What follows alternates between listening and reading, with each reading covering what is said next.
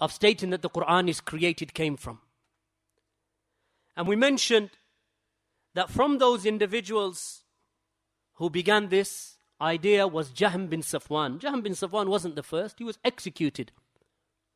Because in those times, in the time of Jahm bin Safwan, which was almost a century before the Mihna, Jahm bin Safwan executed in 124. The imtihan and testing the people with this bid'ah began in the year 218, almost a century after the death of Jahm bin Safwan. And look, the seed which he planted. A seed which he planted, and he died in 120, actually he was executed in 128. His teacher, Jad ibn Dirham, was executed in 124, 4 years before Jahm. So Jad ibn Dirham and his student, Jahm bin Safwan, these two individuals planted a seed a century before the imtihan began.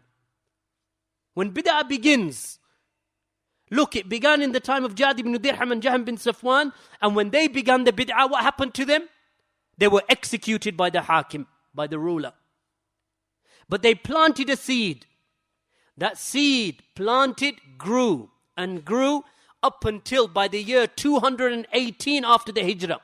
Almost a century later, the rulers were influenced by the Mu'tazila to such a degree that the scholars were persecuted and tortured and imprisoned.